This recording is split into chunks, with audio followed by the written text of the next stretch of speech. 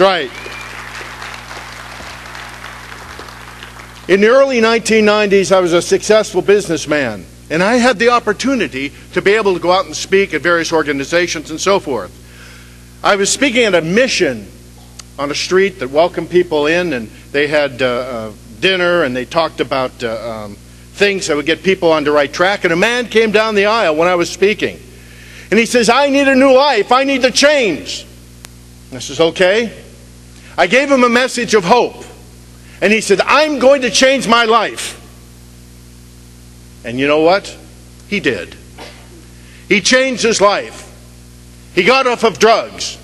He cleaned up his life. All through the power of the Almighty.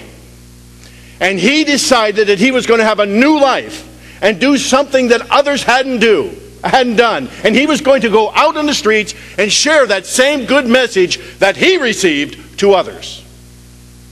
And I was elated, and it worked. And his life got straightened out. And he got reunited with his wife and his daughter. And he went downtown Los Angeles. And he'd take a folding chair, and he stepped on the folding chair, and he'd give a message of hope.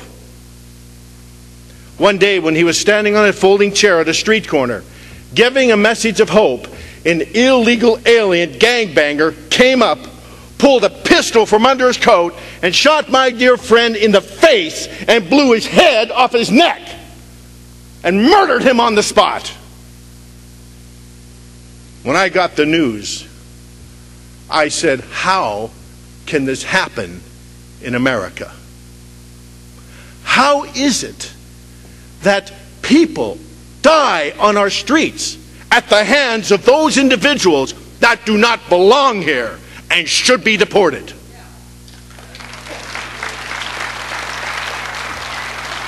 How is it that a man giving a message of hope can have his life snuffed out in a minute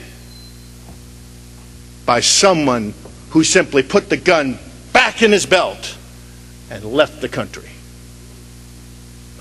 My dear friend was not just a victim, he was a martyr. Martyrs are for those things that you read about in the Bible.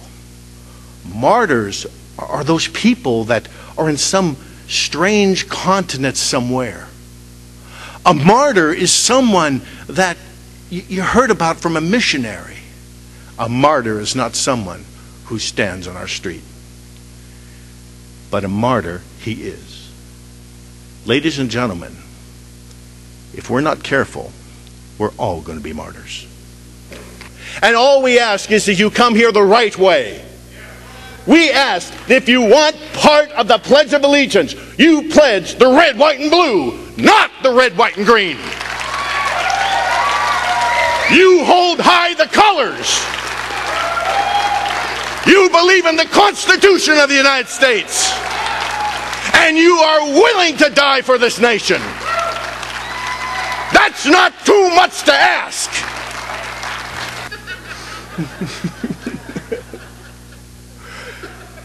So he said, "I'm going to go down the border if nobody joins me." I said, "What's your name?"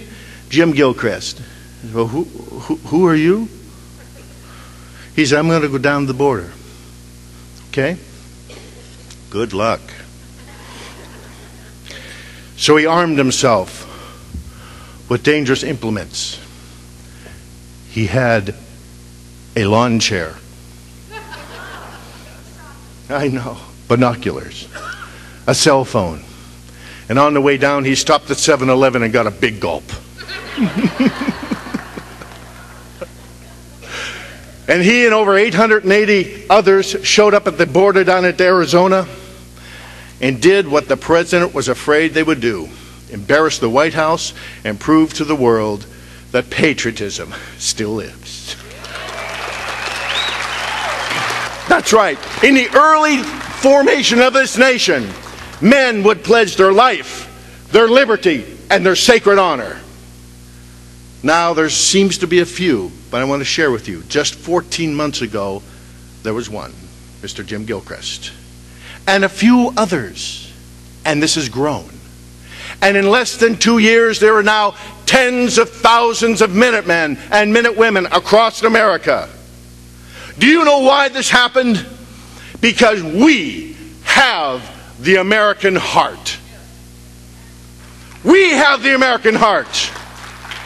It is that heart that beats in our chest, is the same heart that beat in the chest of our heroes on Iwo Jima.